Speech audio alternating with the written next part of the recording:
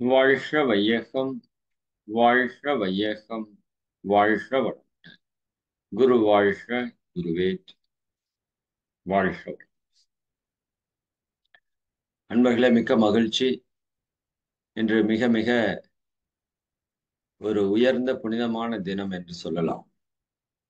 ஒவ்வொரு நாளுமே உயர்ந்ததுதான். இருந்தாலும் இன்று நாம் பெறக்கூடிய அந்த தியானம் பற்றிய ஒரு விளக்கம் என்பது உங்க வாழ்க்கையவே மாற்றி அமைக்கக்கூடிய சக்தி கொண்டதாக இருக்கும் நிச்சயமா. அதனால இன்றைய வகுப்பை நீங்க நல்லா ஆழமா உள்வாங்குங்க. இதுவரைக்கும் தியானம் சம்பந்தப்பட்ட பல்வேறு விதமான விஷயங்கள் இந்த உலகத்துல பகிரப்பட்ட போதும் ஒரு தியானம்னா என்ன அப்படிங்கிறதுக்கான ஒரு தெளிவான விளக்கத்தை இந்த வீடியோல பண்ணியிருக்கிறாங்க. இன்னைக்கு நம்ம அந்த வீடியோவை பார்க்க போறோம். அதுல சில நுட்பங்களையும் நான் உங்களுக்கு சொல்ல போறேன். மிக முக்கியமா இந்த நேரத்துல அந்த வீடியோ பண்ணவங்களுக்கு நாம பெரிய நன்றி சொல்லணும். அவங்க யார் பண்ணாங்கன்னே தெரியாது நமக்கு. ஆனா அவங்க இதை பண்ணி இந்த உலகத்திற்காக அப்படியே கொடுத்துட்டாங்க. நிறைய பேர் வீடியோ பண்ணா காப்பிரைட் பண்ணி வச்சுக்குவாங்க. மற்றவங்களோட வீடியோ எடுத்து நான் இப்போ யூடியூப்ல லைவ் கொடுக்குற மாதிரி கொடுத்தேன் அப்படின்னா நம்ம யூடியூப் சேனல்லே வந்து பேன் பண்ற அளவுக்கு வந்துடும். ஆனா இந்த வீடியோ பண்ணவங்க அப்படி பண்ணல. உண்மையாலுமே உலக மக்களுக்கு தியானம் பற்றிய விஷயம் சரியா போய் சேரணும் அப்படிங்கிற ஒரே நோக்கத்துல அந்த அன்பினுடைய வெளிப்பாட்டுல பண்ணியிருக்கிறாங்க. அவங்களுக்கு இந்த நேரத்துல நம்ம மிகப்பெரிய நன்றியை எப்பவுமே உரித்தாக்கணும். சரி, அந்த விதத்துல இந்த பிரபஞ்சம் நிரம்பி இருக்கிற ஆற்றல், அந்த பிரபஞ்ச ஆற்றல் தான் எல்லா கோள்களுக்கும் உயிர்களுக்கும் ஆற்றலாக இயங்கி கொண்டிருக்கிற தன்மை. அது எப்படி நம்ம கிட்ட வருது? நாம உறக்கத்திற்கு ஏன் அவ்வளவு முக்கியத்துவம் கொடுக்கணும்? அப்ப உறங்கும் போது அந்த பிரபஞ்ச ஆற்றல் வருகிறது. அப்ப நம்ம தியானம் பண்ணும்போது அது அபரிமிதமாக நமக்கு கிடைக்கிறது என்பதையெல்லாம் அவங்க வந்து மிக தெளிவாக நமக்கு சொல்லியிருக்கிறாங்க. குறிப்பாக இந்த தியானத்தின் போது வரக்கூடிய அந்த பிரபஞ்ச ஆற்றல் நம்ம உடலுக்குள்ள எப்படி பாய்கிறது? நீங்க அந்த வீடியோவை பார்க்குறப்ப நல்லா தெரிஞ்சிருக்கும். மேல இருந்து ஒரு அருவி போல ஒரு சக்தி நம்முடைய துரியத்திலே அப்படியே அருவி மாதிரி கொட்டி அந்த உடல் முழுக்க அப்படியே அது பாய்ந்து நிரம்புறத உங்களால உணர முடிஞ்சிருக்கும். அதை நான் தியானம் நடத்தும் போது உங்களுக்கு அந்த வீடியோவை காண்பித்து தான் நடத்துவேன். முதல் முறை தியானம் நடத்தும் போது அந்த வீடியோவை பார்த்து நீங்க பண்ணும்போது இன்னும் அந்த ஆற்றல் அப்படியே உங்களுக்குள்ள இறங்குறத உணர முடியும். சரி, அதன் பின்பு ஆக்கினை என்பதற்கான ஒரு ஆழமான விளக்கத்தை அவங்க கொடுத்துருக்குறாங்க. நாம் அந்த தியானத்தை தான் வந்து பெற போறோம் அப்படின்னு நம்ம சொல்லிட்டு இருக்கோம். சரிங்களா? இப்போ அன்பர்கள் அனைவரும் இப்போ உங்களோட அந்த விரதத்தினுடைய நிலைப்பாடு ஓகே, விரதத்தினுடைய நிலைப்பாடு எப்படி இருக்குது அப்படிங்கிறத கொஞ்சம் மனதில் எடுத்துக்கொள்ளுங்க. நாங்க எப்பவுமே ஒரு 21 நாட்கள் இந்த விரதத்திற்கான வாய்ப்பு கொடுப்போம். முதல்ல ஒரு தியானம் எடுக்கணும் அப்படின்னா நாம தேவைப்பட்டுச்சுன்னா இன்னும் ஒரு வாரம் கூட நாம அந்த விரத முறைகளை நீங்க தொடர்ந்து கடைபிடிங்க. அதுக்கப்புறம் கூட நம்ம இந்த தியானத்தினுடைய தீட்சையை கூட நம்ம கொடுக்கலாம். ஏன்னா இப்ப நம்ம செய்வது என்பது ஒரு அஸ்திவாரம் போடுற மாதிரி. சரிங்களா? அஸ்திவாரத்தை நீங்க எவ்வளவு ஸ்ட்ராங்கா போட முடியுமோ அவ்வளவு ஸ்ட்ராங்கா நீங்க போட்டுக்கணும். சரிங்களா? ரொம்ப ரொம்ப முக்கியம். இதே அஸ்திவாரம் போட்டதுக்கு அப்புறம் மேல ஒரு ஃப்ளோர் கட்டிட்டீங்க அப்படின்னா அப்புறம் அதுதான் உங்களோட ஸ்ட்ராங். அதுக்கப்புறம் அதனுடைய 4 மாடி 5 மாடி தான் போக முடியும்னா அதுக்கு மேல போக முடியாது. அப்புறம் நீங்க மீண்டும் பணி செய்ய முடியாது. அப்புறம் மொத்தத்தை இடிச்சு கலைச்சு முதல்ல இருந்து ஆரம்பிக்கணும். அதனால நாம் இந்த தியானத்திற்காக கடைபிடிக்கிற விதிமுறைகளை இன்னும் ஆழமாக நீங்க கடைபிடிங்க. இன்னும் ஒரு வாரம் கூட நாம வந்து இதற்காக இந்த தியானத்தினுடைய விதிகளை தீவிரமாக கடைபிடிப்பதற்கு எடுத்துக்கொள்ளுங்க. சரிங்களா? அதுல சில செய்திகளை நான் உங்க கூட இன்னைக்கு வந்து பகிர்ந்துக்க இருக்கேன். குறிப்பாக நாம இந்த விரத முறைகள் கடைபிடிக்கிறதை பற்றி ஒரு மெசேஜ் வந்து உங்களுக்கு ஒண்ணு அனுப்ப வச்சிருப்போம்னு நினைக்கிறேன். இன்னும் வரலையா? எல்லாருக்கும் மெசேஜ் கிடைச்சிருக்கா? தியானத்தின் போது நம்ம என்ன கடைபிடிக்கணும் அப்படிங்கிறதுக்கு ஒரு மெசேஜ் வந்து 1 செகண்ட் ஒரே நிமிஷம் இருங்க. ஓகே. அதுல நான் சில விஷயங்கள் உங்க கூட இப்ப பகிர்ந்துக்கிறேன். அந்த மெசேஜ் இன்னைக்கு வந்து கண்டிப்பா உங்களுக்கு அனுப்புறேன். நீங்க இன்றிலிருந்து ஒரு 10 நாட்களுக்கு அந்த விஷயத்த கடைபிடிங்க. இப்ப ஒரு 3 நாள் ஆயிருக்கு நமக்கு. இன்னைக்கு 4வது நாள். இன்னும் 2, 3 நாள்ல உங்களுக்கு அந்த தியானம் குடுக்கலான்னு முடிவு பண்ணணும். இருந்தாலும் இன்னும் கொஞ்சம் நீங்க ஆழமாக அவற்றை கடைபிடிச்சுட்டு வந்தீங்கன்னா, இப்ப அவர்கள் சொன்ன உணர்வு எல்லாமே வந்து மிகைப்படுத்தி சொல்லப்பட்டது அல்ல.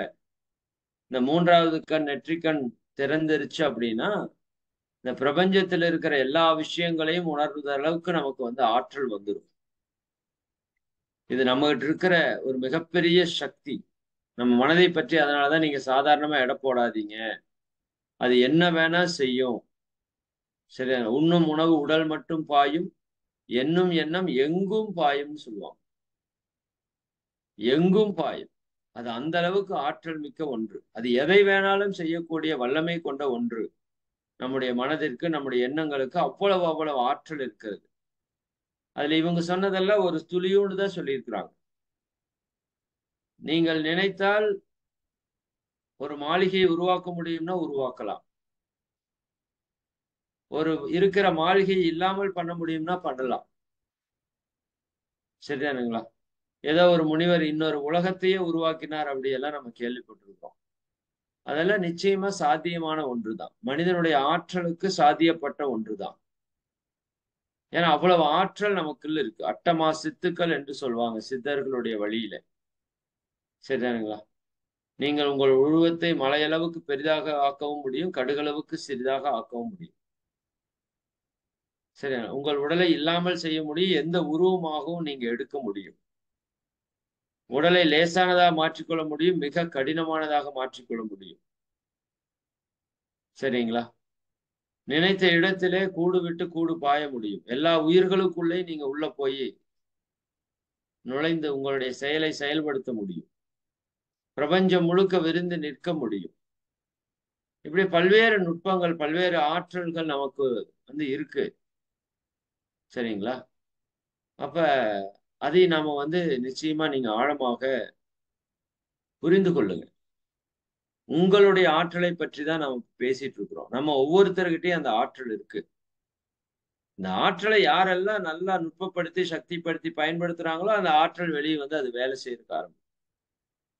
அவ்வளவுதான். அத கண்டுகொள்ளாதவங்க கிட்ட அது வேலை செய்யாது.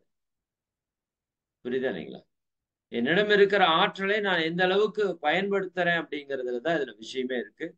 அதனால இந்த வாய்ப்பை நீங்க வந்து நல்லா பயன்படுத்தணுங்கிறதுக்கு தான் இவ்வளவு தூரம் சொல்லிட்டு இருக்கோம். சரி. நிச்சயமா நம்மளுடைய மனதை நீங்க சரியா பயன்படுத்தினா, அது என்ன வேணா செய்யும். இதற்கு முன்னாடி இருந்த எல்லா மகான்களோடையும் தொடர்பை அது ஏற்படுத்த முடியும். ஏன்னா எல்லா மகான்களுடைய ஆற்றலும் இந்த பிரபஞ்சத்துல இருக்கு. உடல் அழியலாம், உயிர் அழியலாம். ஆன்மாக்கு அழிவே கிடையாது. அந்த மகான்களுடைய ஆத்ம சக்தி இந்த பூமியில தான் இருக்கு. நீங்கள் விரும்பினால் அந்த மகான்களோடு தொடர்பு கொள்ள முடியும். அவர்கள் சொன்னது போல அவர்களுடைய வார்த்தைகளை கூட நம்ம அப்படியே கேட்க முடியும். இந்த பாபாஜி படத்துல ரஜினிய கூட்டிட்டு போய் அந்த ஹிமாலயாஸ்ல அந்த வீடியோஸ் நீங்க பார்த்திருக்கலாம் அந்த படத்துல. அதெல்லாம் உங்களுக்கு ஏதோ ஒரு கற்பனை மாதிரி ஃபீல் ஆகலாம். அது கற்பனை கிடையாது. அந்த மாதிரி மனித வாழ்க்கையில சாத்தியம் இருக்கு. உங்க மனதிற்குள்ள அந்த சாத்தியக்கூறுகள் எல்லாம் இருக்கு. அப்ப நாம் அதை நுட்பப்படுத்தி ஆற்றல் படுத்தினோம்னா, அதுல பல விஷயங்களை செய்ய முடியும். நாம் அந்த அளவுக்கு வேண்டாம். நமக்கு உடல் ஆரோக்கியம் வேணும். மன அமைதி வேணும். உறவுகள்ல இணக்கம் வேணும். பொருளாதாரத்துல ஒரு நிறைவான ஒரு வாழ்க்கை வேணும். இறைவனை உணரணும். இதுதான் நமக்கு தேவை. நிச்சயமா அது விஷயத்த நம்ம பயிற்சி மூலமா நீங்க அடைவது சாத்தியம்தான். சரி, அதற்காக இந்த விரத முறைகளை இன்னும் நீங்க கொஞ்சம் ஆழமாக கடைபிடிக்கணும். குறிப்பாக 5 மணிக்கு எழுவது என்பது யோகிகளுக்கான ஒரு அடிப்படையான ஒரு தகுதி. 4 மணி 3 மணிக்கு எந்திரிக்கிறது அடுத்த நிலைன்னு வச்சுக்கோங்க. குறைந்தது 5 மணிக்காவது நீங்கள் எழ வேண்டும். சரிங்களா? அதை உங்களுடைய இலக்காக நீங்கள் வைத்துக் கொள்ளுங்கள்.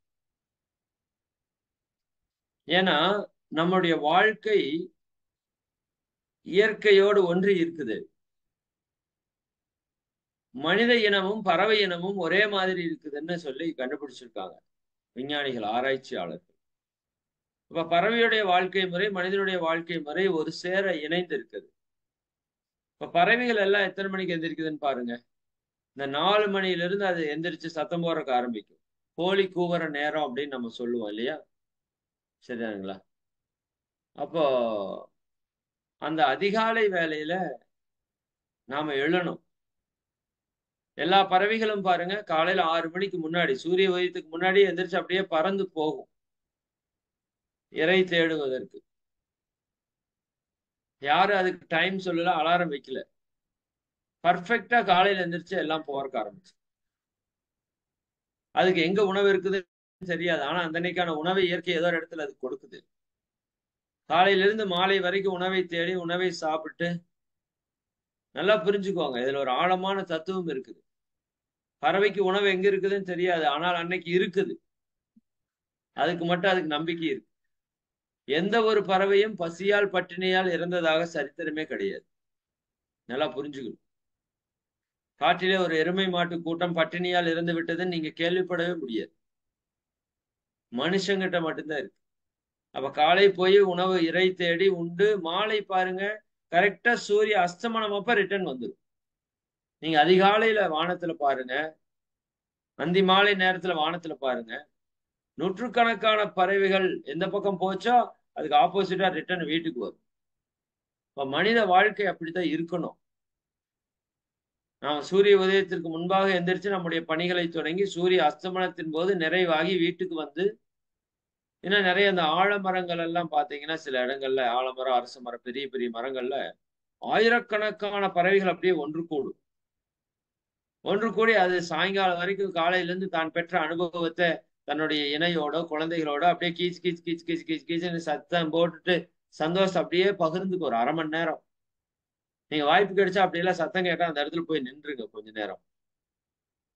அப்படியே அந்த சத்தத்துக்குள்ள அப்படியே உள்ள போனீங்கன்னா அதுக்குள்ள அப்படியே கரைஞ்சு போய் அது கூட அப்படியே இணைஞ்சு போயிருவீங்க. இயற்கையோட இயற்கையை இணைஞ்சிடும். அது அப்படி ஒரு ஆனந்தத்தை வெளிப்படுத்தி சந்தோஷமா இருக்கும். கொஞ்ச நேரத்துல டோட்டல் சைலண்ட் ஆயிரும். அது உறக்கத்துக்கு போயிடும். இப்ப நம்முடைய வாழ்க்கை அப்படிதான் இருந்தது. நம்ம முன்னோர்கள் ஒரு 2 தலைமுறைக்கு முன்னாடி வரைக்கும் அப்படித்தான் இருந்தோம் நாம. அதிகாலையில் எழுந்து அந்தி மாலையில உறங்கக்கூடிய அளவுக்கு நம்முடைய வாழ்க்கை இருந்தது. இப்ப முற்றிலுமாக வாழ்க்கையிலிருந்து இயற்கையிலிருந்து நம்ம விடுபட்டு செயற்கையை நோக்கி வந்துட்டோம். அதனால இந்த இடத்துல இன்னும் கொஞ்சம் நீங்க கவனமா இருக்கணும். 5 மணிக்கு எழுவது என்பது இந்த ஒரு 10 நாளைக்கு உங்கள் வாழ்க்கைக்கான ஒரு இலக்காக நீங்க வைத்துக் கொள்ளுங்க. அப்ப 5 மணிக்கு எழணும்னா குறைஞ்சது 7 மணி நேரமாவது தூங்கணும். அப்ப 10 மணிக்காவது நீங்க தூங்குனாதான் 5 மணிக்கு எழுந்திருக்க முடியும். சிலர் என்ன பண்ணுவாங்கன்னா 5 மணிக்கு எந்திரிச்சிருவாங்க. ஆனா தூங்குறது 10, 11, 12 அப்படி இருக்கும். அப்ப ஆர்வத்துல 10 நாள் எந்திரிப்பீங்க. அப்புறம் 11ஆவது நாள் உங்க உடம்பு ரொம்ப டயர்ட் ஆயிரும். சரிங்களா? அப்ப அந்த இடத்துல நீங்க ரொம்ப கவனமா இருக்கணும். அதிகாலை எழுவது என்பது மிக முக்கியமான குறிக்கோள். அதே போல இரவு தூங்குவது என்பது மிக மிக முக்கியமான குறிக்கோள். தூக்கம் நல்லா இருந்தா தான் அந்த பிரபஞ்ச ஆற்றல் உங்களுக்குள்ள இறங்கி உங்களுக்குள்ள ஒரு எனர்ஜியா ஃப்ளோவா உருவாகும். ஓகேவா? அதுக்கப்புறம் பச்சை தண்ணீர் குடிக்கணும்னு சொல்லியிருக்கிறோம். அது ஏன் நல்லா எக்ஸ்பிளைன் பண்ணிட்டோம். பச்சை தண்ணியில குளிக்கணும் என்று சொல்லியிருக்கிறோம். எப்போ 6 மணிக்கு முன்னாடின்னு சொல்லியிருக்கிறோம். இது வெரி வெரி இம்பார்ட்டன்டான ஒரு விஷயம். இதுக்கெல்லாம் விளக்கம் உங்களுக்கு சொல்லியாச்சு. அதுக்கப்புறம் இன்னொரு விஷயம், நம்ம வீட்டுல இருக்கிற எதிர்மறையான ஆற்றல்கள், தேவையற்ற சக்திகள், இந்த கண்ணு படுறது, புரியுதா இல்லைங்களா? இல்ல நாம வீட்டுக்குள்ள ஏதாவது நெகட்டிவா பேசியிருப்போம், நினைச்சிருப்போம். அந்த வார்த்தைகள் எல்லாமே உங்க வீட்டுக்குள்ள அப்படியே ஸ்ட்ராங்கா இருக்கும். சரிங்களா? அப்போ எப்படி ஒவ்வொரு அணுவிலையும் பதிவு ஏற்படுது. இப்போ உங்க இல்லத்திலையும் நிறைய தேவையற்ற பதிவுகள் நம்ம இல்லத்துக்குள்ளேயே இருக்கும். அதனால இந்த இந்த இல்லத்தை நீங்க இந்த பிரபஞ்ச சக்தி வரக்கூடிய இடமாக மாற்றுவதற்கு ஒரு அற்புதமான நுட்பம் நம்ம முன்னோர்கள் கொடுத்த நுட்பம் என்னன்னா, தீபம் ஏற்றுதல் அப்படின்னு ஒரு விஷயத்த நம்ம முன்னோர்கள் கொடுத்திருக்கிறாங்க. இது மதம் சார்ந்ததா பார்க்காதீங்க. ஏன்னா இந்த வகுப்புல நீங்க இஸ்லாமிய கிறிஸ்துவ சகோதரிகள் இருப்பீங்க. புரியுதுங்களா? இத மதம் சார்ந்ததா பார்க்காம, இது ஒரு சயின்ஸ் விஞ்ஞானமா பாருங்க. ஒரு விளக்கு ஏற்றுதல் அப்படிங்கிறது நீங்க சாமி படம் வச்சு ஏற்றணும்னு நான் சொல்லல. ஏதோ ஒரு இடத்துல ஒரு விளக்கை ஏற்றி வைங்க. குறிப்பாக அதிகாலையிலையும் அந்தி மாலையிலையும் விளக்கேற்றக்கூடிய பழக்கம் நம்ம முன்னோர்களிடம் இருந்தது. அப்ப விளக்கு என்ன செய்கிறது என்றால், விளக்கு தீய சக்திகளை விலக்குகிறது. அதான் விளக்கினுடைய நோக்கம். விளக்குன்னா சும்மா விளக்குன்னு வைக்கல. நம்ம உடல்லையோ அல்லது நாம் இருக்கிற அந்த குடும்பத்திலேயோ இல்லத்திலேயோ ஒரு நெகட்டிவான எண்ணங்கள், நெகட்டிவான சக்திகள் ஏதாவது இருக்குது அப்படின்னா, அதை அந்த இடத்திலிருந்து விலக்கக்கூடிய ஆற்றல் இந்த விளக்குக்கு இருக்கிறது. அதனால அந்த விளக்குல 2 எண்ணெய்களை முக்கியமா பயன்படுத்தணும். இன்னைக்கு நிறைய எண்ணெய் பயன்படுத்துறீங்க. சரிதானா? அதற்கு விளக்கு எண்ணெய் அதைத்தான் பயன்படுத்தணும். அதுக்கு பேரு விளக்கெண்ணெய்ன்னு பேரு. சரிதானுங்களா? அதுக்கு பேரே விளக்கு எண்ணெய். அதைத்தான் நம்ம பயன்படுத்தணும். ஆனா இன்னைக்கு நம்ம நிறைய எண்ணெய்களை பயன்படுத்திட்டு இருக்கிறோம். அல்லது பசு நெய். இந்த 2ல ஏதாவது ஒண்ணு யூஸ் பண்ணி நல்லெண்ணெய், தேங்காய் எண்ணெய், இன்னும் என்னென்னவோ தீப ஆயில் எல்லாம் இருக்கு. அதெல்லாம் வேண்டாம். விளக்கெண்ணெய் யூஸ் பண்ணுங்க. அது ரேட் கம்மி. நெய் யூஸ் பண்ணுங்க. அது ரொம்ப நல்லது. இந்த 2ல ஏதாவது ஒன்றை ஊற்றி நீங்க விளக்கை எரிய விட்டுட்டீங்கன்னா, உங்க வீட்டுல இருக்கிற நெகட்டிவ் எனர்ஜி எல்லாமே வெளியே போறதுக்கு ஆரம்பிச்சிடும். இந்த செல்வ வளம் சேர்வதற்கான ஒரு மிகப்பெரிய விஷயம் என்னன்னா, பாசிட்டிவ் எனர்ஜி நம்மகிட்ட இருந்துச்சுன்னா செல்வம் நம்மளை நோக்கி ஈர்க்கப்படும். இப்போ காந்த சக்தியில பாசிட்டிவ் சைடு நீங்க இருந்தீங்கன்னா அப்படியே ஈர்ப்பீங்க. நெகட்டிவ் சைடு இருந்தா தள்ளுவீங்க. அப்ப நம்ம பாசிட்டிவா இருக்கிறதுக்கு அந்த பாசிட்டிவ் எனர்ஜி நம்மளுக்குள்ள நிறைய வரணும். நம்ம இல்லத்துல வரணும். அப்படின்னா என்ன பண்ணணும்? இந்த விளக்கேற்றுதல் ரொம்ப ரொம்ப அபரிமிதமாக அந்த பாசிட்டிவ் எனர்ஜியை உங்க இல்லத்திற்கு இழுத்துட்டு வரும். அங்க இருக்கிற நெகட்டிவிட்டி எல்லாம் வெளியே தள்ளும். சரிங்களா? அப்ப விளக்கேற்றுதல் அப்படிங்கிற ஒரு விஷயத்தை நீங்க இன்றிலிருந்து நாளையிலிருந்து கடைபிடிங்க. காலை மாலை செய்தால் சிறப்பு. ஆனால் நிச்சயமாக காலையில செய்யுங்க. மாலையில உங்களோட விருப்பம் செய்தா ரொம்ப ரொம்ப நல்லது. குறிப்பாக அந்த 5:30 6 மணிக்கு முன்பாக விளக்கேற்றுகிற பழக்கம் நம்ம முன்னோர்கள்ட்ட இருந்தது. மாலை நேரத்திலே நம்ம வீட்டுல கொஞ்சம் நெகட்டிவிட்டி ஆற்றல் வரும். அப்ப அதை விலக்கி கொள்ளணும். அப்ப நீங்க தீபம் ஏற்ற ஏற்ற அந்த நெகட்டிவ் எனர்ஜி எல்லாம் வெளியே போயிடும். நீங்க பாருங்க, கோவில்ல கர்ப்பத்துல ஒரு விளக்கு எரிந்து கொண்டே இருக்கும். கவனிச்சிருக்கீங்களா? ஏன்னா அந்த கர்ப்ப கிரகத்துல இருக்கிற இறைவனுடைய சிலைக்கு நிறைய அபிஷேகங்கள் பண்ணுவாங்க. பால் ஊத்துவாங்க, தயிரை ஊத்துவாங்க, எண்ணெய் ஊத்துவாங்க, என்னென்னவோ ஊத்துவாங்க.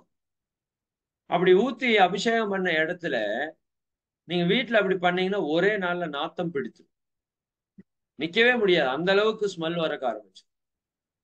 ஆனா அந்த கர்ப்ப கிரகம் எப்படி ஸ்மெல்லே இல்லாம தெய்வீகமா இருக்குது அப்படின்னா, அதுக்கு மிக முக்கியமான ஒரு காரணம் தீபம் தான். இரவு முழுக்க அந்த தீபம் எரிந்து கொண்டே இருக்கு. தீபம் எரியிற இடத்துல நெகட்டிவ் ஆற்றல் இருக்கிறதுக்கு விடாது. கெட்ட கழிவுகள் எதையும் எல்லாத்தையும் வெளியே தள்ளிட்டே இருப்பாது. அப்ப அந்த இடத்துல பாசிட்டிவிட்டி அபரிமிதமாக உருவாக்க ஆரம்பிச்சு. இன்னொன்னு, தீபத்தில் இருக்கிற இன்னொரு முக்கியமான நுட்பம் என்னன்னா, அந்த அதிகாலையில பிரபஞ்ச ஆற்றல் நிறைய நிரம்பி இருக்குன்னு சொன்னோம் இல்லையா? இந்த தீபத்திலிருந்து வரக்கூடிய அந்த வெப்ப அலைகள் அந்த பிரபஞ்ச ஆற்றல் அப்படியே விரிச்சு கொடுக்கும். இது ஒரு சயின்ஸான ஒரு பாயிண்ட், புரிஞ்சுக்கோங்க. சரிங்களா? இப்போ கெட்டியா இருக்கிற பிளாஸ்டிக்க தீபத்து மேல வச்சுன்னா அது உருகுது இல்ல, அந்த மாதிரி அதிகாலையில நீங்க ஏற்படுத்துகிற அந்த விளக்கு ஒளி அந்த வெப்பத்தன்மை அப்படியே உங்க ரூம் ஃபுல்லா பரவி இருக்கும். அப்ப அங்க இருக்கிற காந்த ஆற்றல் அப்படியே மெல்ட் ஆகும். அந்த ஆற்றல் நம்ம உடலுக்குள்ள அபரிமிதமாக இணைவதற்கான ஒரு வாய்ப்பை எது கொடுக்கும்? அந்த தீபச்சுடர் கொடுக்கும். இன்னும் அந்த பசு நெய் மற்றும் விளக்கெண்ணெயில இருக்கக்கூடிய அந்த குளிர்ச்சி தன்மையான ஆற்றல்கள், அது எல்லாமே ஸ்ப்ரெட் ஆகும். நம்ம வீடு முழுக்க ஸ்ப்ரெட் ஆகும். சரியாங்களா? எப்படி ஒரு லைட் டார்ச் அடிச்சீங்கன்னா, அந்த லைட் எல்லா இடத்துலயும் ஸ்ப்ரெட் ஆகுதோ, அப்படி அந்த எண்ணெயுடைய தன்மை அந்த வீடு முழுக்க வந்து பிரதிபலிக்கிறதுக்கு ஆரம்பிக்கும். இன்னும் நீங்க வாழ்க வையகம், வாழ்க வையகம், வாழ்க வளமுடன் சொல்லிட்டு அந்த தீபத்தை ஏற்றிட்டீங்கன்னா, அந்த அலைகள் உங்க வீடு முழுக்க பரவிக்கொண்டே இருக்கும். பரவிக்கொண்டே இருக்கும். அதனால அந்த தீபம் ஏற்றி வைத்தல் அப்படிங்கிறது, நம்ம வீட்ல இருக்கிற கெட்ட சக்திகள வெளியேற்றுவதற்கான மிக முக்கியமான நுட்பம். அதை நீங்க பயன்படுத்துங்க. அதேபோல இன்னொரு மிகப்பெரிய விஷயம் வந்து என்னன்னா, நம்ம வீட்ல இருந்து நெகட்டிவ வெளிய எடுக்கிறதுக்கு, நீங்க வீடு தொடைப்பீங்க இல்லையா? 2 நாளைக்கு ஒருட்டாவோ, அல்லது வாரத்துக்கு 2 முறையோ வீட்ட தொடைப்போம் எல்லாருமே. கூட்டுறது இல்ல. நீர் வைத்து மாப்பு வச்சு தொடைப்பீங்க. ஏதோ ஒண்ணு பண்ணி கிளீன் பண்றீங்கல்ல. அப்ப கிளீன் பண்ணதுக்கு அப்புறம், கடைசியா ஒரு டப்பால தண்ணி எடுத்துட்டு, கல்லுப்பு கொஞ்சமு, மஞ்சள் கொஞ்சம் போட்டு கலக்கிக்குவோம். சரிதானுங்களா? அத வச்சு கடைசியா ஒரு முறை வீட்ட தொடச்சிருங்க. எல்லாம் தொடச்சு முடிச்சதுக்கு அப்புறம் ஒரு முறை மட்டும் இத வச்சு தொடச்சுட்டீங்கன்னா, இந்த கல்லுப்புக்கு வந்து நெகட்டிவ ஈர்க்கிற சக்தி இருக்கு. அதாவது நெறைய பேர் வீட்ல அந்த உப்ப டப்பால போட்டு முன்னாடி வச்சிருப்பாங்க. சரியாங்களா? இந்த மாதிரியான நெறைய விஷயங்கள்லாம் இருக்கிறத நீங்க பார்க்கலாம். ஆ புது பெண்ணுன்னா உப்பு சர்க்கரை வாங்குறது சொல்லுவாங்க. அங்க இருக்கிற கண் திருஷ்டி எல்லாம் இருக்கிறதுக்கு தான் அந்த உப்பை வந்து பயன்படுத்தும். உப்பு நெகட்டிவ ஈர்க்கிற ஆற்றல் கொண்டது. அதனால உப்ப யாரும் கையில எடுத்து குடுக்க மாட்டாங்க. நீங்க கவனிச்சீங்கன்னா தெரியும். முன்னோர்கள் உப்ப கையில எடுத்து குடுக்க மாட்டாங்க. கடைகள்ல கூட உப்பு இருந்தா உப்பு பாக்கெட் வெளிய வச்சிருப்பாங்க. நீ எடுத்துக்கம்பாங்க. ஒரு குறிப்பிட்ட நேரத்துக்கு அப்புறம் உப்ப குடுக்க மாட்டாங்க. நைட் நேரத்துல போய் உப்பு தானம் கேட்டீங்கன்னா, உப்பு குடுக்க மாட்டாங்க. கடல்ல போய் நம்ம குளிக்கும்போது நம்முடைய நெகட்டிவ் எனர்ஜி எல்லாம் கடல் உள்ள இழுத்துக்கும். கடலுக்கு அப்படி ஒரு ஆற்றல் இருக்கு. இந்த உப்பு நீருக்கு ஒரு ஆற்றல் என்னன்னா, நம்மகிட்ட இருக்கிற கெட்ட சக்தியெல்லாம் இழுத்து அது மாற்றிக்கொள்ளும். கெட்டதை அழிக்கிற ஆற்றல் உப்புக்கு இருக்குது. கெட்டதை ஈர்த்து அதை அழிக்கிற ஆற்றல் உப்புக்கு இருக்கு. அதனால மஞ்சள் வந்து கிருமி நாசினி. அது நெகட்டிவ் எதையுமே இருக்கறக்கு விடாது. அப்ப உப்பையும், மஞ்சளையும் போட்டு ஒரு முறை துடைக்கிற பழக்கத்தை நீங்க உங்க வீட்ல ஏற்படுத்திக் கொள்ளுங்க. இது எல்லாம் நீங்க செய்ய, செய்ய உங்க வீட்ல கெட்ட சக்தி போயிருச்சுன்னா பாசிட்டிவ் வரும். பாசிட்டிவ் வந்துருச்சுன்னா, ஆட்டோமேட்டிக்கா உங்க வீட்ல செல்வ வளம் அதிகரிக்கும். செல்வம்னா உடனே பணத்துக்கு மட்டும் போய் நிக்காதீங்க. பணமும் அதிகரிக்கும். பட் உடல் ஆரோக்கியம்ங்கிற செல்வம் அதிகரிக்கும். மன அமைதிங்கிற செல்வம் அதிகரிக்கும். உறவுகள்ல இணக்கம் அப்படிங்கிற செல்வம் அதிகரிக்கும். சரிங்களா? அப்ப இது எல்லாம் நீங்க முறையாக, சரியாக செய்து கொண்டே வாங்க. இது ரொம்ப, ரொம்ப, ரொம்ப, ரொம்ப அவசியமான ஒரு விஷயம். சரிங்களா? சரி. அப்புறம் இந்த முறையை நம்ம சொல்லியிருக்கிறோம். கிட்டத்தட்ட உங்களுக்கு 5 பயிற்சிகள், யோக பயிற்சிய தெளிவா சொல்லிக் குடுத்துருக்கிறோம். இன்னும் ஒரு 10 நாளைக்கு நீங்க இந்த விஷயத்தை கடைபிடிக்கிறதுனால, இன்னும் ஓரிரு பயிற்சிகள கூட நான் நடுவுல உங்களுக்கு சொல்லிர்றேன். சரிங்களா? இன்னும் ஓரிரு பயிற்சிகளை கூட சொல்லிக் குடுத்துர்றேன். வாய்ப்பு இருந்தா ஒரு 3 பயிற்சி தான் இருக்கு. ஆமா. மகராசனம், உடல் தேய்த்தல், உடல் தளர்த்தல், அக்குப்ரெஷர். ஒரு 3 பயிற்சி தான் உங்களுக்கு இருக்கு. முடிஞ்சா அதை கூட நான் சொல்லிக் குடுக்கறதுக்கு முயற்சி பண்றேன். அப்ப அந்த 3 பயிற்சிகளை நீங்க முறையாக கற்றுக்கொண்டா, ஆட்டோமேட்டிக்கா உங்களோட எனர்ஜி லெவல் ரொம்ப ஹையா மாறிடும். சரிங்களா? அப்ப குடுக்கப்பட்ட பயிற்சி, உடற்பயிற்சி, காயகல்பம், தியானம் குடுத்திருக்கிறோம். தியானத்துல இன்னைக்கு என்ன டைம் ஆச்சு? ஒரு வெரி பவர்ஃபுல் மெடிடேஷன் ஒண்ணு இருக்கு.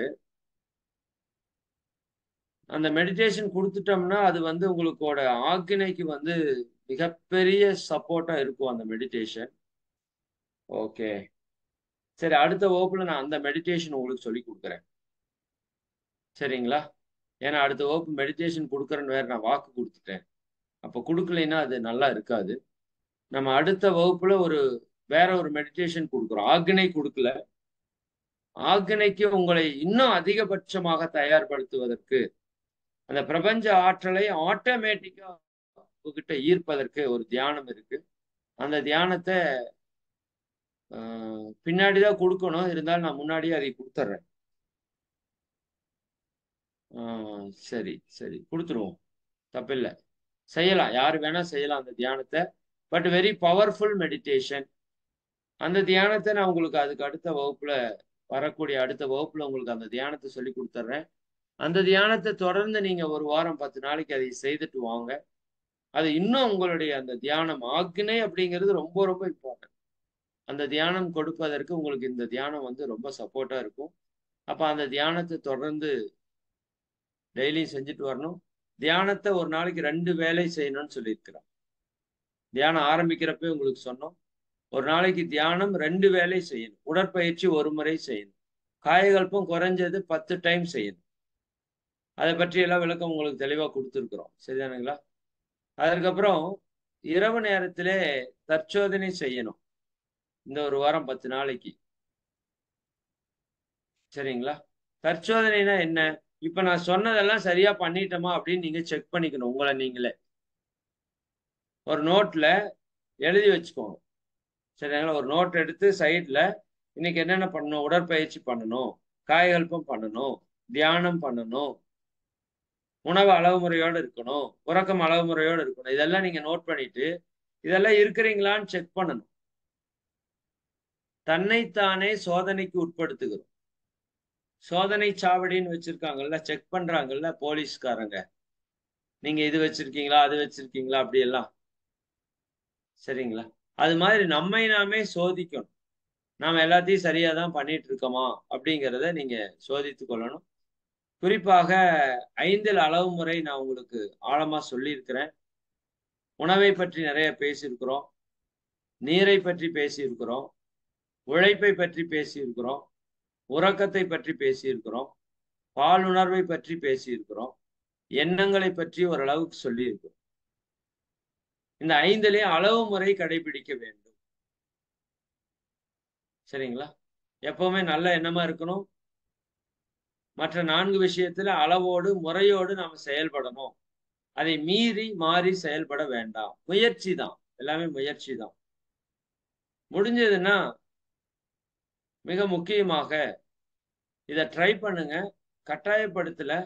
பட் இது இருந்தா ரிசல்ட் வந்து ரொம்ப ரொம்ப எக்ஸலண்டா இருக்கும். தியானம் நீங்க பெறும்போது 3 வேளை உணவுல 1 வேளை உணவு இயற்கை உணவாக எடுத்துக்கொள்ளும். அது காய்கறிகள் சாப்பிடுங்க, பழங்கள் சாப்பிடுங்க, தேங்காய் சாப்பிடுங்க. உங்களுக்கு என்ன பிடிக்குமோ அதை சாப்பிட்டுங்க. பட் 1 வேளை மட்டும் இயற்கை உணவு, சமைக்காத உணவு, அடுப்புல வச்சு சமைக்காத உணவு. அவள் கூட சாப்பிடலாம், தவறு கிடையாது. சரிங்களா? 1 வேளை உணவை மட்டும் நீங்க மாத்துங்க. அது என்ன செய்யும்னா உங்க உடம்புல இருக்கிற கழிவுகள் எல்லாத்தையும் வெளியிடும். நம்மாழ்வார் சொல்வாரு, வெந்த உணவு நோகும், வெந்தது நொந்து போகும், நொந்தது நோயை உருவாக்கும் பாரு. நீங்க இயற்கை உணவு மட்டுமே சாப்பிட்டு இருந்தா நோயே வராது. சரிங்களா? சரி, அதெல்லாம் நம்ம ரொம்ப டீப்பாவெல்லாம் அடுத்த நிலையில பார்ப்போம். இப்போதைக்கு 1 வேளை உணவு, அது காலைனா காலை, இரவுனா இரவு, 1 வேளை உணவு கண்டிப்பாக இயற்கை உணவு. இயற்கை உணவுனா சமைக்காத உணவு. ஒரு கேரட் சாப்பிடலாம், ஒரு தேங்காய் பழம் சாப்பிடலாம். சரியாங்களா? இல்ல ஒரு மாதுளம்பழம் ஃபுல்லா சாப்பிடுங்க, ஒரு பப்பாளி பழம் ஃபுல்லா சாப்பிடுங்க, ஒரு மேங்கோ ஃபுல்லா சாப்பிடுங்க. வேணுங்கிற அளவுக்கு சாப்பிடுங்க. நிறைய கூட சாப்பிடுங்க, தப்பில்லை. 1/2 கிலோ 1 கிலோ வேணாலும் சாப்பிடுங்க. சரிங்களா? ஆனா ஏதோ ஒரு நேரத்துல முழுக்க முழுக்க இயற்கை உணவு. வேற எந்த உணவையும் அது கூட சேர்த்துக்கூடாது. சாப்பிட்டதுக்கு அப்புறம் சாப்பிட்றதா சார், சாப்பிட்றதுக்கு முன்னாடி சாப்பிட்றதா சார்ன்னு கேட்கக்கூடாது. முழு நேர சாப்பாடே அதுதான். சமைக்காத உணவு மட்டுமே. அது காலையிலயோ இரவோ, மதியத்துக்கு வேண்டாம். ஏன்னா மதியத்துக்கு நம்ம வேலை செய்யறதுனால அது தாங்காது. காலையிலயோ இரவுலயோ வச்சுக்கோங்க. உடம்பு ரொம்ப எனர்ஜெட்டிக்கா இருக்கும். இன்னும் உடம்புல இருக்கிற கழிவுகள் எல்லாம் வெளியேற ஆரம்பிச்சு. இயற்கை உணவு நீங்க எடுக்க எடுக்க உடம்புல இருக்கிற கழிவுகள் எல்லாம் முழுமையா வெளியேறக்க ஆரம்பிச்சிடும். சரியானுங்களா? ஓகே. அதற்கப்புறம் ரொம்ப முக்கியம், முடிந்த வரைக்கும் நாம நம்முடைய புலன்களை கட்டுப்பாடாக வைத்துக் கொள்ளும். தேவைன்னா தான் கண்ணு திறந்து பார்க்கணும். தேவையில்லையா கண்ணு முடிக்கும். தேவையான ஒரு விஷயத்தை மட்டுமே கேட்கணும். தேவையில்லையா கேட்க வேண்டாம். தேவைக்கு மட்டுமே சாப்பிடணும். தேவைக்கு மட்டுமே பேசணும். தேவைக்கு மட்டுமே செயல் செய்யணும். இப்ப நம்மகிட்ட இருக்கிற ஆற்றல் எல்லாமே அபரிமிதமா இருக்கு. ஆனா தேவையில்லாம பேசி, தேவையில்லாம கேட்டு, தேவையில்லாம பார்த்து, நம்ம மொத்த ஆற்றலும் விரயமாயிட்டே இருக்கு. நான் மீண்டும் சொல்றேன், உங்க ஆற்றல் நீங்க எவ்வளவு தேக்கி வச்சிருக்கீங்களோ அந்த அளவுக்கு தான் உங்களுக்குள்ள மாற்றம். ஆற்றல் இல்லைன்னா மாற்றம் வராது. சரிங்களா? அப்ப முடிந்த வரைக்கும் புலன்களை கட்டுப்பாடா வச்சுக்கோங்க. முடிந்த வரைக்கும் மௌனமா இருக்கிறதுக்கு முயற்சி பண்ணுங்க. தேவைன்னா பேசுங்க. தேவையில்லாம ஒரு வார்த்தை கூட பேசாதீங்க. பேச்சு என்பது ஆற்றல் இழப்பு. மௌனம் என்பது ஆற்றல் பெருக்கம். இப்ப தேவைன்னா பேசுங்க. தேவையில்லாட்டி பேச வேண்டாம். குறிப்பாக பெண்களுக்கு நான் சொல்றேன். உங்களுக்கு பேச்சு என்பது மிகப்பெரிய ஒரு சக்தியாக இயற்கை கொடுத்திருக்கு. அதற்காக நீங்க பேசிக்கொண்டே இருக்கணும்னு அவசியம் இல்லை. நீங்க மௌனமா இருந்து பாருங்க. இன்னும் அபரிமிதமான ஆற்றல் உங்களுக்கு வந்து கிடைக்கும். அதனால முடிந்த வரைக்கும் புலன்களை அதிக நேரம் டிவி, செல்போன், பாட்டு கேட்கறது, நியாயம் பேசுறது, தேவையே இல்லை மணிக்கணக்கா போன்ல நியாயம் பேசுறோம். 10 காசுக்கு பிரயோஜனம் இல்லை. ஆற்றல் விரயம் தான். அப்ப அந்த ஆற்றலை எல்லாம் முடிந்த வரைக்கும் தவிர்த்து கொள்ளுங்க. அளவாக பேசுறது, அளவாக பார்க்கறது, அளவாக சாப்பிடுறது எல்லாத்தையும் ஒரு அளவு முறையோட ஏற்படுத்தி கொள்ளுங்க. சரியாங்களா? எப்பவுமே மனசுல நாம் உங்களுக்கு அருள் காப்பு அப்படின்னு ஒண்ணு சொல்லியிருக்கிறோம். சங்கல்பம்னு ஒண்ணு சொல்லியிருக்கிறோம். சிம்பிளா தான் சொல்லியிருக்கோம். அதுக்கு விளக்கம் எல்லாம் கொடுக்கல. இந்த அருட்பேர் ஆற்றல், அருட்பேர் ஆற்றல்னா இறை ஆற்றல். சரியாங்களா? அது அல்லாஹ், பரமபிதா, சிவன், பிரம்மா எல்லாம் ஒண்ணுதான். அருட்பேர் ஆற்றல்னு மகரிஷி அதுக்கு பேர் வச்சிருக்காங்க. வள்ளலார் அதுக்கு அருட்பெரும் ஜோதி என்று பெயர் வைத்தது. அது பேராற்றலுடையது, அருள் தன்மை கொண்டது.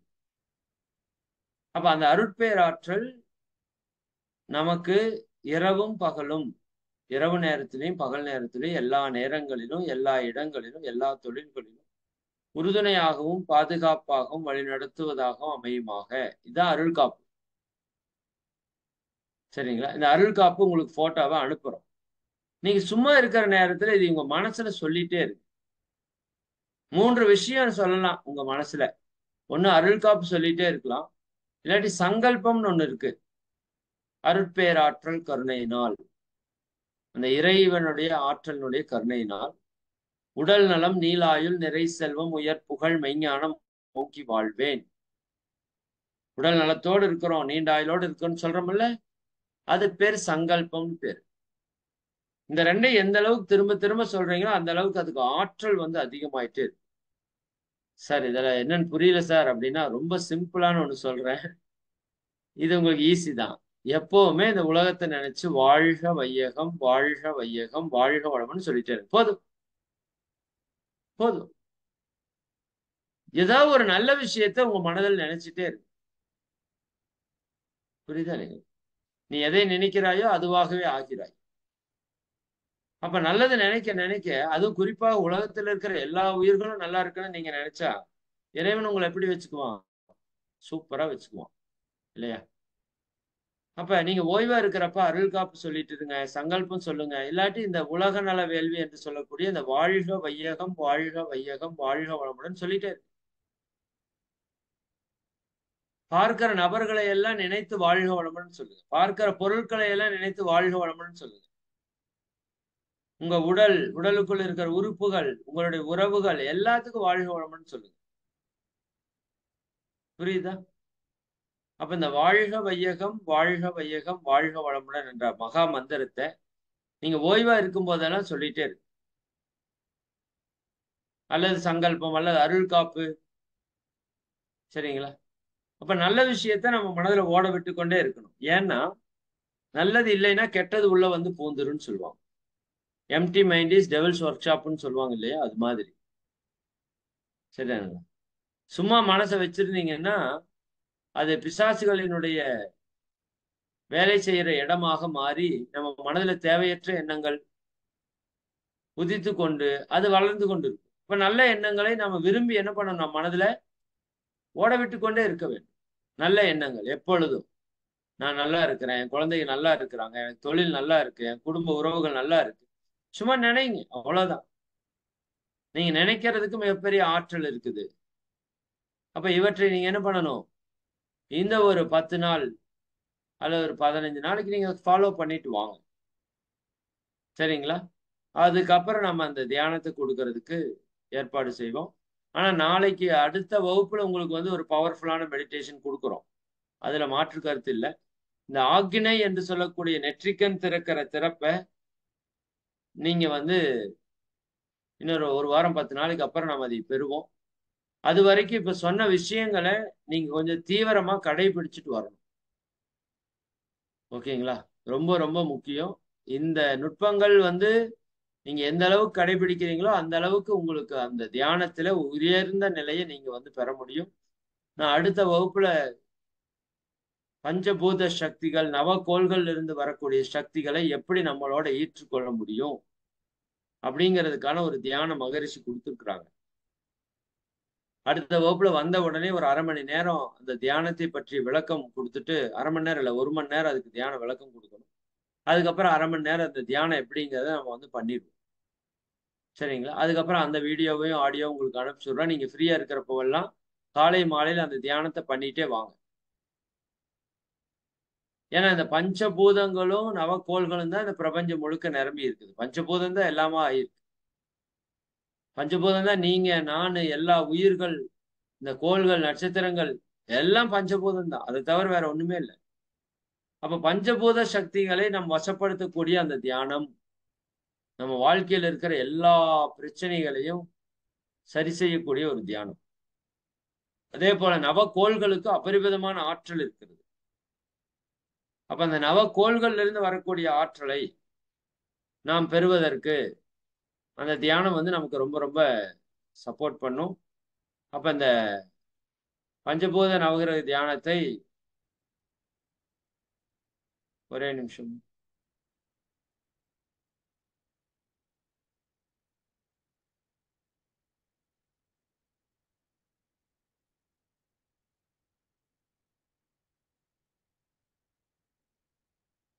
ஓகே.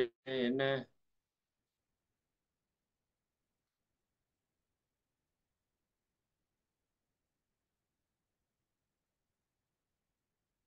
ஓகே. ஏதோ வரவில்லை, வரவில்லைன்னு போட்டிருக்கீங்க. சாரி, நான் மெசேஜ் பார்க்காம இருந்துட்டேன். ஆடியோ கிளியரா இருக்குல்ல?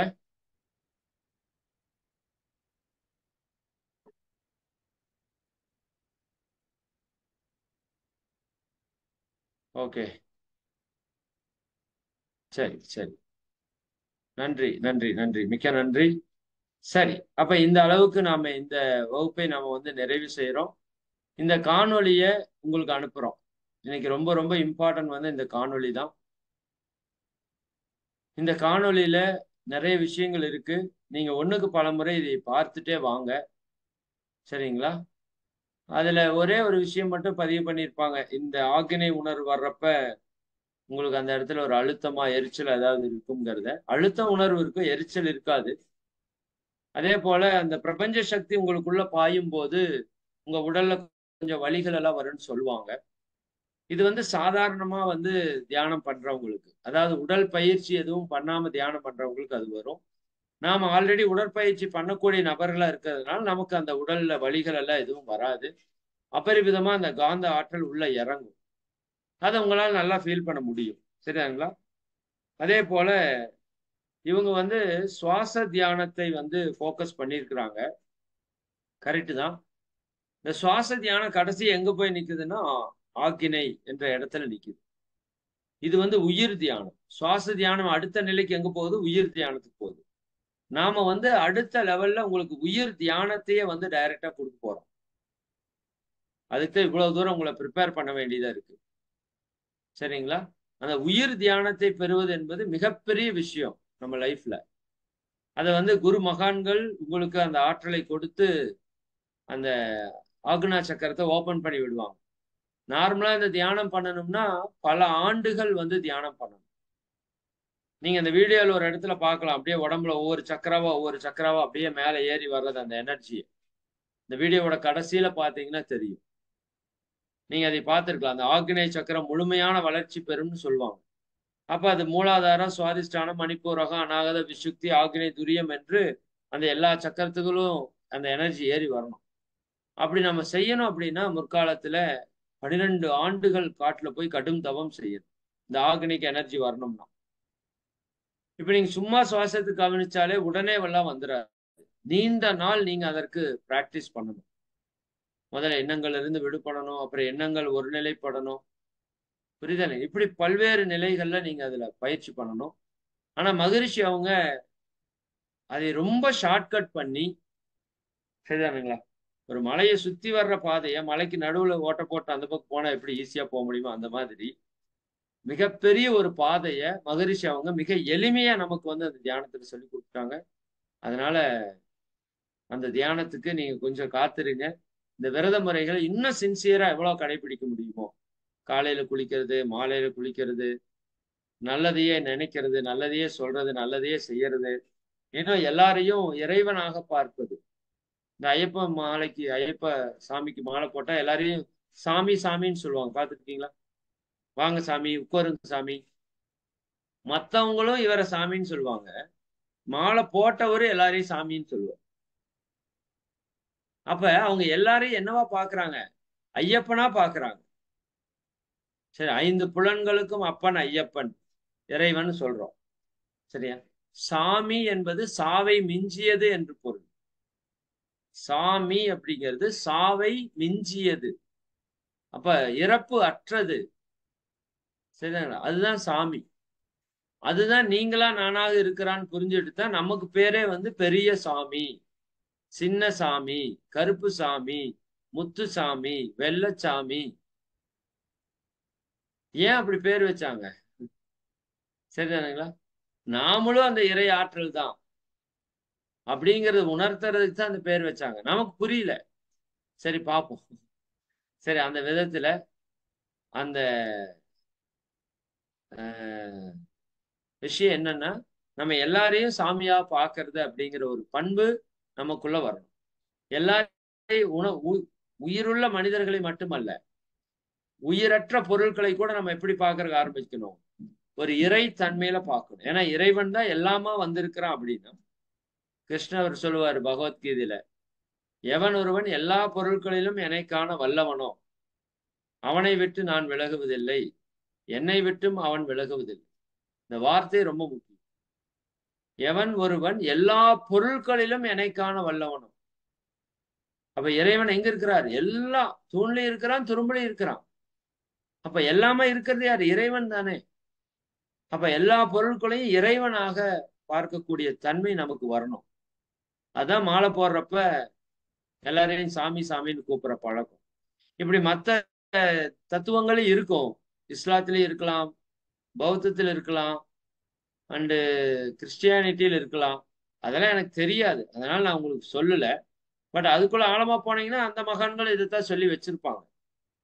புரியுதா இல்லைங்களா? அப்போ அந்த விதத்துல இந்த விரத முறைகளை இன்னும் நீங்க தீவிரமா கடைபிடிச்சிட்டு வாங்க. அடுத்த வகுப்புல உங்களுக்கு பஞ்சபூத நவகிரக தியானம் என்று சொல்லக்கூடிய ஒரு ஆற்றல் மிக்க ஒரு தியானத்தை உங்களுக்கு கொடுக்குறோம். அதை தொடர்ந்து ஒரு வாரத்துக்கு 10 நாளைக்கு செஞ்சுட்டு வாங்க. அதற்கப்புறம் உங்களுக்கு அந்த ஆக்னை தீட்சை வந்து சிறப்பாக வழங்குவோம். அதுல இன்னும் சில நுட்பங்கள் எல்லாம் நான் சொல்ல வேண்டியது இருக்கு. அதுக்கு நீங்க உங்களை வந்து தயார்படுத்திக்கோங்க. தியானத்துக்கு முன்னாடி நம்ம என்ன பண்ணணும்? இப்ப இந்த காணொலியில எல்லாம் காமிச்சாங்க இல்லையா? நாம சில வாசகங்கள் எல்லாம் மகிழ்ச்சி கொடுத்திருக்காங்க. சில மந்திர வார்த்தைகளை வந்து நமக்கு கொடுத்திருக்காங்க. அது எல்லாம் எப்படி நம்ம உபயோகிக்கணும்? அதை உபயோகிக்கும் போது எப்படி நம்ம மனோநிலை இருக்கணும்? எப்படி நம்ம ஆற்றலை உள்வாங்கிக்கணும்? இந்த இறை சக்தி எப்படி நமக்கு பாதுகாப்பா அமைக்கணும், இது எல்லாத்தையும் பற்றி நான் தெளிவா விளக்கம் சொல்லிட்டே வர்றேன். அதுக்கு நமக்கு டைம் தேவைப்படும். நம்ம அதை சிறப்பா பண்ணணும். சரிங்களா? சரி, மிக்க மகிழ்ச்சி. அனைவருக்கும் நன்றி. ரொம்ப ரொம்ப மகிழ்ச்சி. காலம் கருதி நம்ம நிறைவு செய்வோம். உங்க எல்லாரையும் வாழ்த்தி நிறைவு செய்வோம். அனைவரும் தியான நிலைக்கு வந்துருங்க.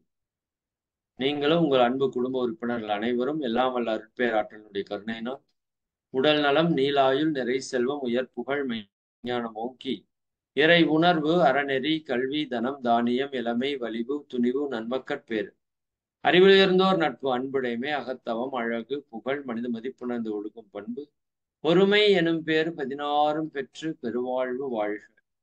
வாழ்க வளமுடன், வாழ்க வளமுடன், வாழ்க வளமுடன், வாழ்க வளம். மிக்க மகிழ்ச்சி. வாழ்க வளமுடன், வாழ்க வளம். அன்பர்களே, சில அறிவிப்புகள் மட்டும் என்னன்னா, இப்ப நம்ம அன்பர்கள நிறைய பேர் வந்து என்ன பண்ணிருக்கீங்கன்னா, நமக்கு நன்கொடை நிறைய பேர் குடுத்துருக்கீங்க. நீங்க நன்கொடை கொடுத்த விபரத்த வந்து நாங்க எல்லா குரூப்லயும் ஷேர் பண்றோம். ஆ அதுல உங்களோட பேர் ஏதாவது விடுபட்டிருக்குதான்னு மட்டும் செக் பண்ணி சொல்லிருங்க எங்களுக்கு.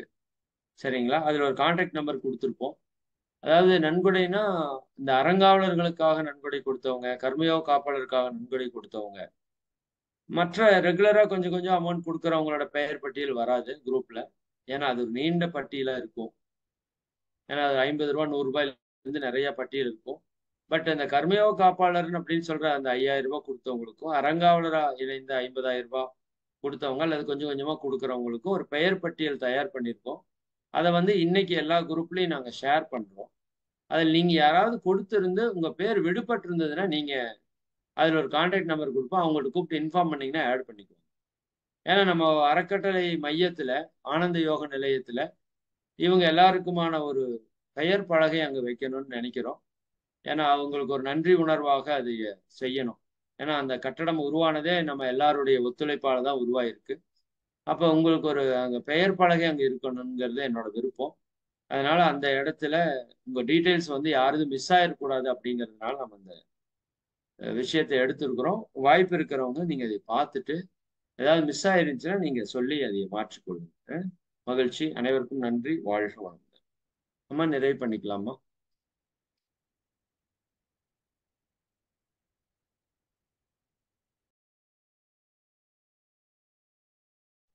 நன்றிங்கய்யா. வாழ்க